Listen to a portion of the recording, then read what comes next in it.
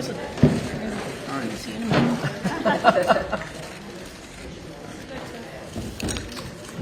minute. How many pictures do you guys want? Acting like this is your first day on the hill, sir. No, it's just I've never had cameras this close to my face. I got to count to 3. 1, 2, there we call it. Here.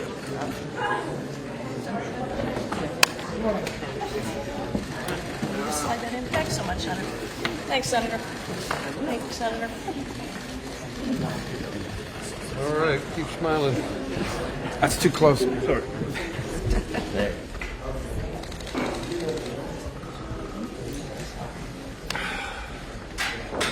Who have completed their ban and are back with us again today. And because of the NATO umbrella, it gave them the flexibility to spend a tremendous amount of their revenues on social programs and not on defense. Now, maybe that trend line will begin to change. Well, it's already. So I think let's call it what it is, and let's vote on these things. But I think we're in violation of both the spirit and the law of the Constitution by bombing a capital, blockading a country, and removing elected officials. And we certainly wouldn't tolerate it, nor would I if someone did it to us. But we didn't remove an elected official. We removed someone who was not elected, and it was actually an indicted drug trafficker in the United States. And their system... Our laws, indicted under our laws. Look, Bolsonaro says that Da Silva is not really the president of Brazil. Our president said Biden wasn't really the president. Hillary Clinton said in 2016 Trump wasn't the president. So you have these arguments, and I agree with you. It probably was, and most likely was, most assuredly was a bad election. He wasn't really elected. But at the same time, if that's our predicate, and you don't have to come to us because it's a drug bust, we're just removing somebody, you can see where it leads to, and it leads to chaos. And that's why we have rules like the Constitution, so we don't get so far out there that presidents can do whatever they want. It is this check and balance. And I would argue for 70 years we've been going the wrong way. It isn't just this president, but it's a debate that I think is worth having. So, Secretary Rubio, do you believe that the operation to take Maduro into custody will have any impact on Communist China's actions or intentions toward Taiwan? No, look, the situation on Taiwan is a G legacy project that he's made very clear that that's what he intends to do. And that's going to be irrespective of anything that happens in the world. Your point, though, is well taken, and that is the U.S. in conducting this operation, I think, was certainly startling to China, to Russia, to Iran, to any adversary around the world, because the U.S. is the only country in the world that could have done this operation. Mr. Chairman, if I could just real briefly, I just mentioned General Zhang getting purged here. He was obviously a very important official in China. Can you share with just your assessment on what that means, that she just purged one of these? Well, this is, I think, part of a pattern we've seen over the last few years, which is a purge of leaders in their military. They're spending a lot of money on their military, and obviously some of these guys are stealing that money, and they're trying to address that. So it's an issue internally in their system. They're obviously not sharing with us or talking to us in depth about any of that, but it's certainly something we watch with interest. Something the president said in Davos. I'm helping NATO until the last few days when I told them about Iceland, they loved me. They're not here for us on Iceland, that I can tell you. Our stock market took the first dip yesterday because of Iceland, so Iceland has already cost us a lot of money. The president repeatedly mistook Iceland for Greenland, right? We're not mad at Iceland. They haven't cost us any money. The president just mistook the two countries for each other, correct? Yeah, he meant to say Greenland, but I think we're all familiar with presidents that have verbal stumbles. We've had presidents like that before. Some made a lot more than this one. Nice try. Thanks. All right. Thank you. You were a member of this committee. You authored legislation to prevent President Trump from unilaterally leaving NATO, you and Senator Kaine.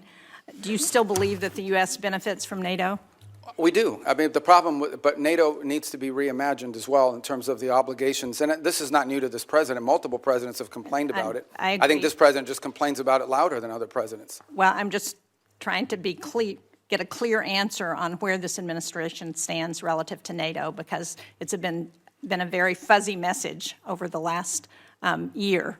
And do you agree that we're stronger in confronting China when we do so with like-minded partners, and that China is still the number one threat that we face in the United States. Yeah, but our like-minded partners have to have capability, and that's been part of the problem is the erosion in European defense capabilities because they've taken vast amount of the monies that these are rich countries. And because of the NATO umbrella, it gave them the flexibility to spend a tremendous amount of their revenues on social programs and not on defense. Now, maybe that trend line will begin to change. Well, it's already begun to change, frankly, and thanks. And I think the president deserves credit for that. But part of that strength also comes not just from having, and to the extent to which that unity is undermined, like the talk about Greenland and antagonizing Denmark, then it undermines NATO's ability. And the only people who are excited about that are Vladimir Putin and President Xi. Yeah, well, I would say that I think our alliances in NATO ultimately are something that's going to work out. Our partners understand the importance of the U.S. presence in NATO. Without the U.S., there is no NATO. And we understand that in order for NATO to be stronger, our partners need to be stronger. And one of the things we've explained to our allies in NATO is the United States is not simply focused on Europe. We also have defense needs in the Western Hemisphere. We have defense needs in the Indo-Pacific. And it will require us. We may be the richest country in the world, but we don't have unlimited resources. And as we reassign... Our president's comments about NATO, about Denmark, and his attempts to coerce Denmark into giving up Greenland are appalling. They profoundly harmed our security. And I am asking you to do everything you can to reinforce our commitment to NATO. Now, in the case of Greenland, I'll say we're in a good place right now. We had excellent meetings with the Secretary General of NATO. In fact, even as I speak to you now, there'll be some technical level meetings between us and our partners in Greenland and Denmark on this issue. And I think we have in place a process that's going to bring us to a good outcome for everybody. The president's interest on Greenland has been clear. It's a national security interest. It's a long-standing interest that predate this administration. It's one that our allies acknowledge is real.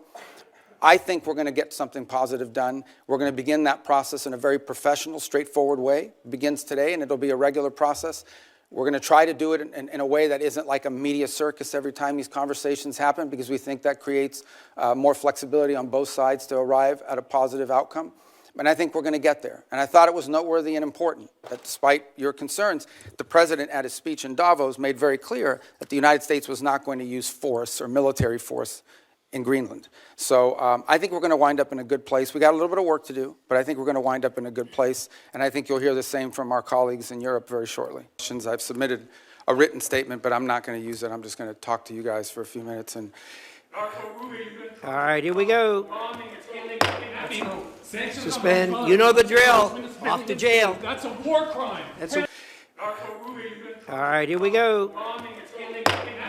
Suspend. You know the drill. Off to jail. That's a war crime. That's a one-year ban from the committee.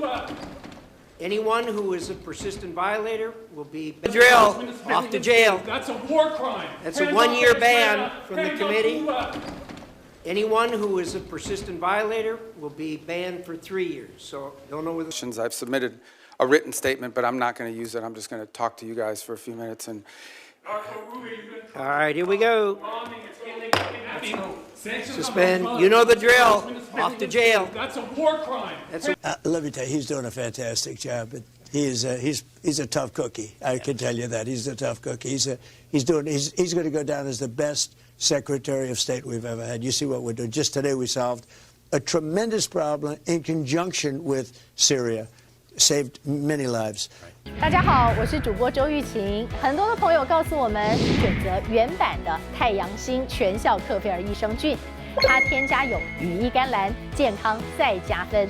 而有睡眠困扰的朋友们，赶快选择蓝色包装这一款晚安加强版，绝对是更有感。每日克菲尔，时刻美好 ，Good Feel。Feel good， 请上快点购为健康下单，而且要记得输入推荐代码，有额外的折扣优惠。太阳星全效克菲尔益生菌基础版、晚安加强版，新包装改版，内容不变，抽取更方便。要吃就吃最好的。